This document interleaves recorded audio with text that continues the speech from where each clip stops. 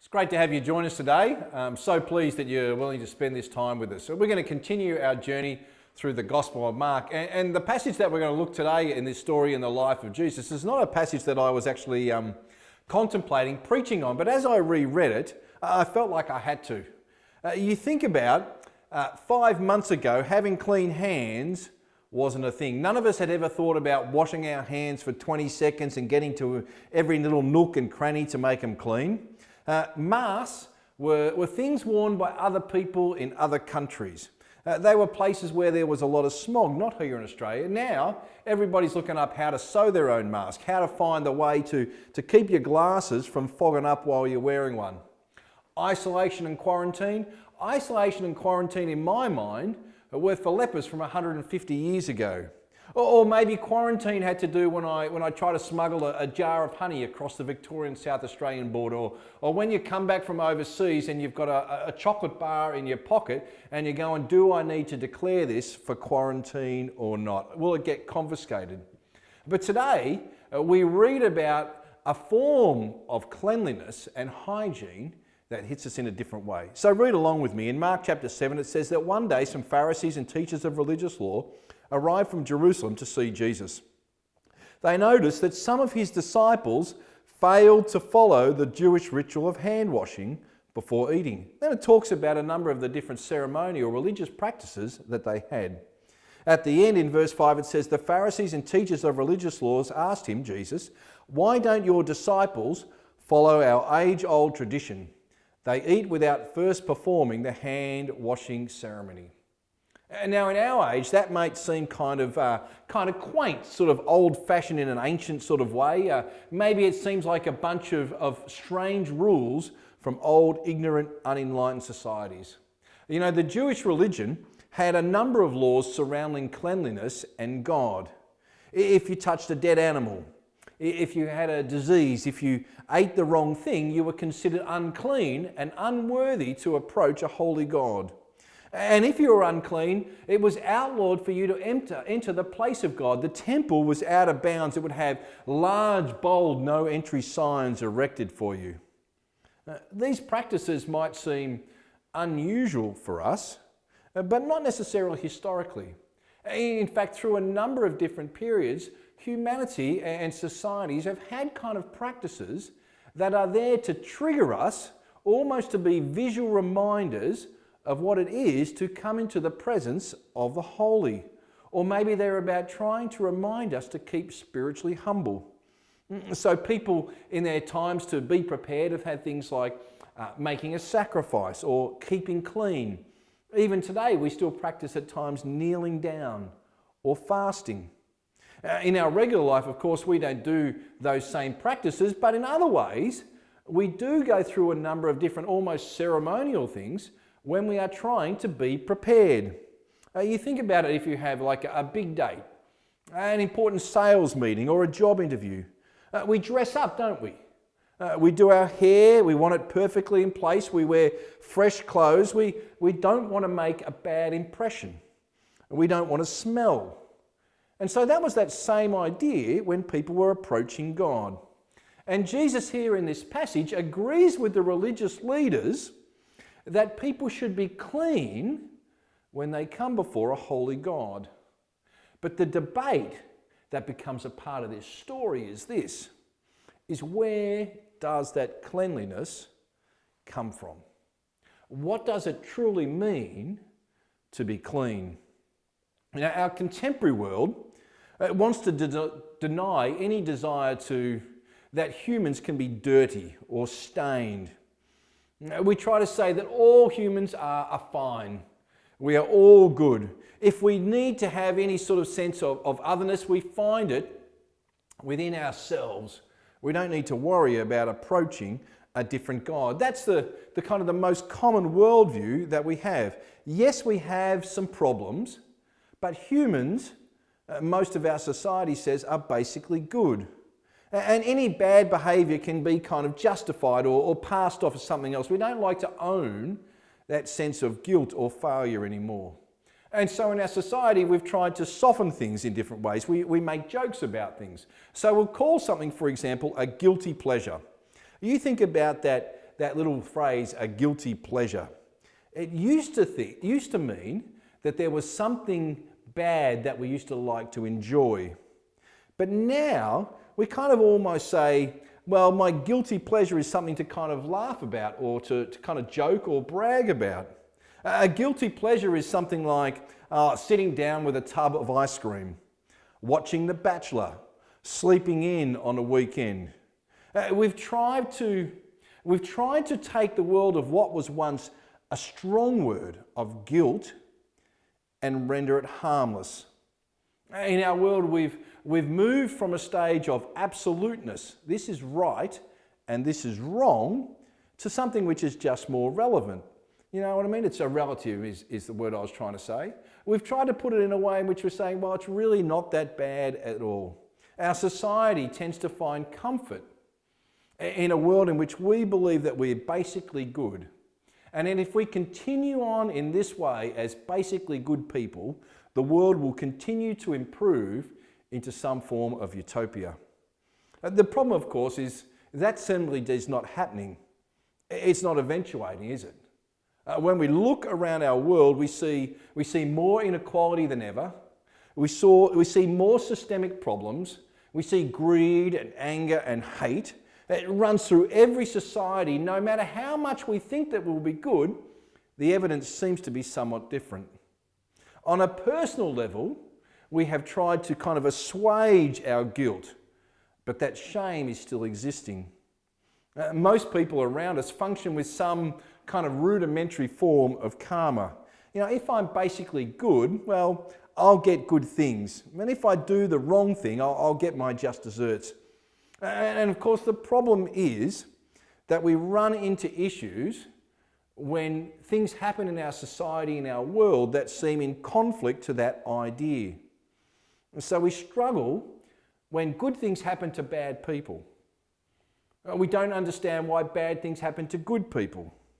And how do we measure the difference between what is kind of like okay bad versus vile evil? And then we even go further and we have even more issues because we don't understand when bad things happen on a large scale.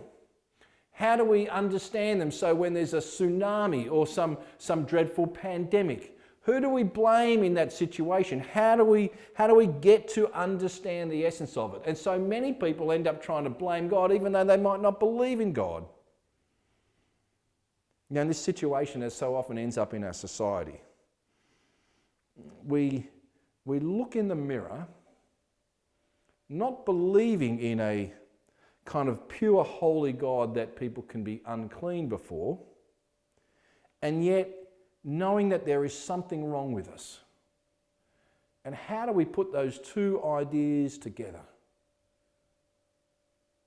Tim Keller, the author, says this. He says that we've abandoned the ancient categories of guilt and innocence, but yet we still have a profound, inescapable sense that if we were examined, we'd be rejected.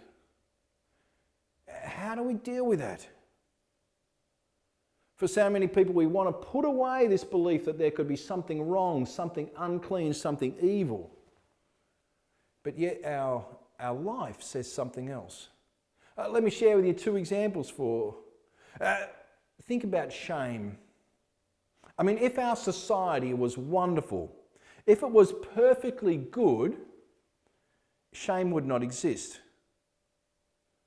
But the truth is that shame does pervade every one of us. We try to hide the dark elements of our life. When I was a teenager, pornography was defined by men in trench coats with brown paper bags receiving things from Canberra. It was something which people kind of shuffled around the corner and hid.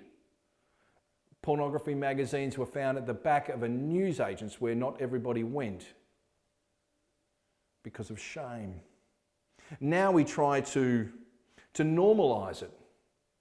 We try to normalise pornography so people don't feel guilty.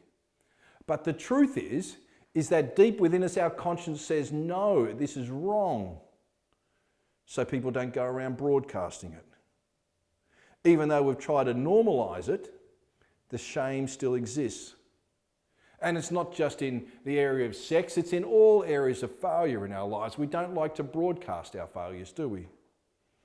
And now I'm obviously a regular preacher and I get up and share things from our life, and in Australia we love self-deprecation, don't we? We love to tell jokes at our own expense. And we love to share some of our failures because it kind of makes us more human. It helps to remind us to be humble. And we can kind of laugh together. But the truth is that as a preacher, I share things from my life that I'm comfortable to share. They're not the things that I'm most ashamed about, the things that I most hide. And as much as I might say that about myself, I'm sure that for you, you know that there are things that you don't want to be revealed. We don't broadcast our shame. We fear rejection. We recognise that something is not right. We recognise our guilt. We recognise that we're not clean. So shame is an expression of the fact that we are dirty. The second thing I want to say is that not only in shame, but you think about the whole area of acceptance. Acceptance in my mind is kind of a partner to shame. We want validation that we belong, that we are loved, that we are accepted. And in our minds, you know, I'm 50-something years old, we might think that acceptance is, well, that's something related to teenagers. Adolescence, peer group pressure, that's the part of growing up. Creating an image, working hard to fit in. But the truth is it doesn't matter what age we are. We get older, we're a little bit more sophisticated. We're better at hiding it, but we still have that desire. And in our search and our hunger for acceptance, we hide the things that we are ashamed of because we want to be accepted. We hide the things that we don't feel clean in because we hunger for acceptance. We hide our true self. We want to control what people see and know about us. We behave with a sense that people are watching us and that in their watching of us, I need to earn their acceptance. We feel so often that we don't measure up, that we don't want to disappoint. See, our search for acceptance shows that we have a sense that something is not quite right. For so many of us, we live in a state of almost like perpetual fear that we'll be rejected because people will find out something about us that's not quite right. Something that seems to be dirty. You think about this coffee cup that I've got here. It's a perfect looking coffee cup, isn't it? It could be used in a high class bar or a trendy cafe or, well, look, work with me. It's what we can find here in the kitchen. But as you look at this cup here this morning, you can't tell whether it's clean or not, can you? I've worked hard at presenting this cup to you, and it appears to be all fine. It's the same way that we do things in our life. In the middle-aged stereotype, it's this. We live in a nice house behind a white picket fence with the 2.3 kids and the lemon tree. We paint a face that all is well when behind the fence that it's not. That's the image that we all seek to portray. It doesn't matter whether my coffee cup is filled with shame, whether it's filled with rejection and fear. No, because on the outside it looks all beautiful. It's worked hard to present that face. You know, creating an image is what Jesus condemned the religious leaders for. In verse 6 he says that he calls them, "You hypocrites." Isaiah was right when he prophesied about you, for he wrote, "These people honour me with their lips, but their hearts are far from me. Their worship is a farce, for they teach man-made ideas as commands from God." You're all pretending. You're hiding the shame and the guilt. You're hiding your uncleanliness. And you and I know that that's exactly the same as what we do. You and I know that we're all unclean, that we all have this guilt and this shame, this sense that something is not quite right. So how do we deal with that? how do we deal with what we hide away? Well, Jesus points out here that the mistake that we make is that we try to become clean in the wrong way. So Jesus describes two forms of cleaning. He says in one way you can start to try to clean from the outside in contrast to those who clean from the inside out. Think about what it is to be clean from the outside in. Are you actually sick of looking at yourself on a monitor? I am, I got to say. Over the past 4 months, people like myself have become TV pastors, whether we like it or not. And let me tell you, it's no fun to see a big melon on a TV screen each week. I know that the musos feel the same way, the same way maybe you and I have got an inkling of when we participate in like a Zoom conference or something like that. You know, when you see yourself on the large screen, you focus on your look. Does this shirt work this week?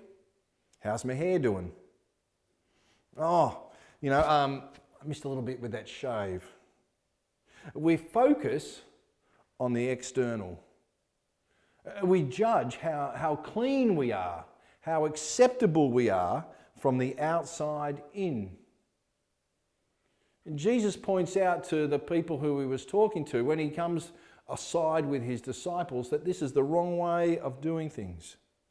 It says in verse 17 that he went into a house to get away from the crowd, and his disciples asked him what he meant by the parable he just used. He said, "Don't you understand either?" He said, "Can't you see that your food you put into your body cannot defile you?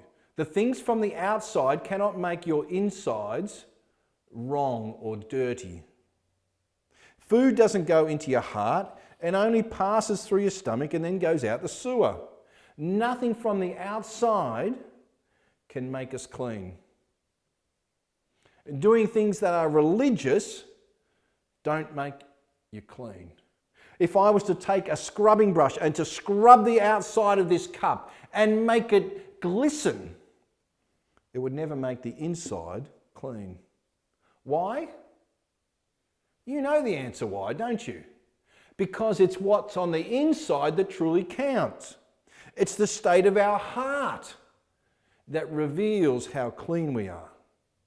Ask yourself this question: why are there so many problems in our world? Evil in individuals' lives and evils in our nations. What causes all that wrong? I want to say to you, it's very simply this. It's the self-centeredness of the human heart. The self-centeredness of the human heart. This sin, this evil, like a fire, cannot be contained and it spreads everywhere. You can't just polish it on the outside and make it look good. Think about our world. Think about how we're all part of that mess. Our attempts to polish things and make them look good. Religion doesn't make it any better. Think of all the divisions. Politics doesn't change it. Think about how the evil of the heart expresses through politics. All the fights. Think about capitalism, the idea of economic sort of purity. Well, all that ends up with is in greed. Think about communism or socialism. They end up in totalitarianisms with dictators abusing people for their own selfish means. Sometimes we say, well, surely our humanism, surely our civilization will work at some point in time. And at some times, we do see some good actions, but never enough. In fact, the last months have seen some of these things be revealed in a terrible way. When we started the pandemic, what was the first thing that was being reported? People were hoarding. People become selfish and looking after their own means and ends. When we've seen some of the protests around racial discrimination, what have we also seen? People burning things and plundering houses and stealing for their own end. Think about one of the most pervasive things in our culture in terms of pop culture. Our pop culture says, do you want to be valuable and popular? Well, you're going to make it if you're based on your looks, based on your physical achievement, based on the money that you own or earn. And all we're doing is polishing the cup on the outside. When you want to make yourself loved in this world, it so often leaves us empty. Our beauty just fades away. Our physical ability to perform in a sport, well, it won't be there forever. You'll be on the front page one day and the back page, and then you'll be lining the waste paper basket. They leave us empty. You see, the problem is we're unclean because of the state of our heart. Because our hearts are wrong, our hearts are stained, our hearts are dirty. Alexander Solzhenitsyn, the Russian philosopher, a Christian guy, very much a critic of things that were part of this society. He wrote this. He said, if only there were evil people somewhere insidiously committing evil deeds, and it were necessary only to separate them from the rest of us and destroy them. It'd be nice if there was just a category of evil people over here and good people over there, he's saying. But then he says this, he says, the line dividing good and evil cuts through the heart of every human being. And who is willing to destroy a piece of his own heart?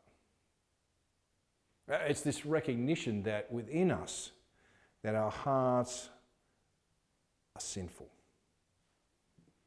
that our hearts are dirty. And no matter how hard we want to try to be good, no one wants to amputate their own heart. So Jesus says this in verse 20.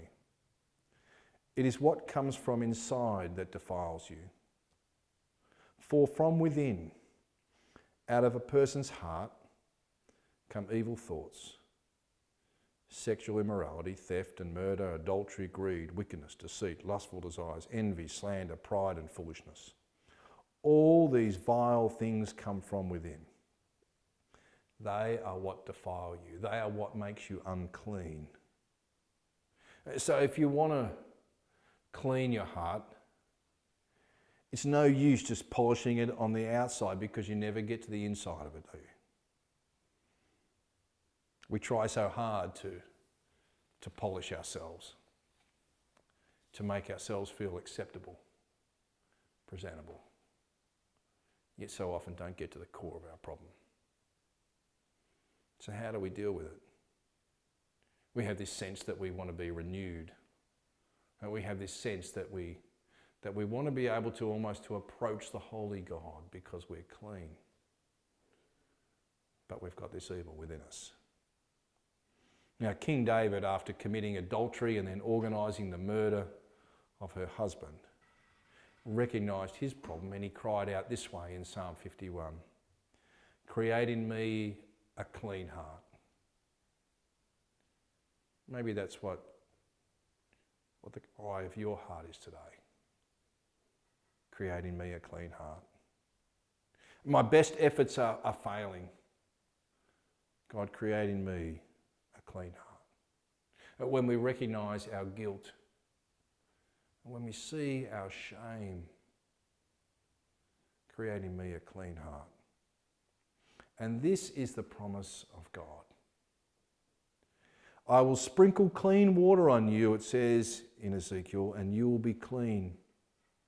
Your filth will be washed away and you will no longer worship idols. And I will give you a new heart and I will put a new spirit in it. I will take out your stony, stubborn heart and give you a tender, responsive heart. This is what Jesus is saying to each one of us today. He's providing that opportunity for a new life, to remove that guilt and shame and fear, for that evil heart to be replaced by the clean heart that he gives. This means that anyone who belongs to Christ, Paul writes in 2 Corinthians, has become a new person. The old life has gone and a new life has begun. And this is a gift from God, brought to us through Jesus. See, this is the beautiful part of this expression, is that when we see this failure, when we see this guilt, when we see this pain, is that we can't do it. We recognise, in fact, that in the love of God, Jesus gives us this gift of a new heart and a new life. Some people have called this the great exchange. We take the rubbish of our life, and instead Jesus gives us a new life. In verse 21 of that passage from Corinthians, it says that for God made Christ, who never sinned, to be the offering for our sin, so that we could be made right with God. What an incredible promise that is, that God gives us a new heart and a new life. And I want to say to you today, wherever you are, with whatever the things are that you are dealing with in your life, whatever the things are that you feel ashamed of, that you're aware of your guilt of, whatever the things are that you fear from or know that you feel like you will be rejected from, is that Jesus offers you today a new heart. Cry out to him, I say. Create in me a clean heart, and Jesus will give you one. Let's pray together, shall we? Our God, we thank you for the offer of this incredible gift of love. That you will take the old and replace it with what is new. You will take the parts which are filled with hate and anger and jealousy and fear and replace them with a heart of love. Father, we thank you that this is a gift from Jesus. We don't have to work hard at polishing the outside of the cup, but you give it to us as a gift. We thank you that you give it to us through Jesus, through your love.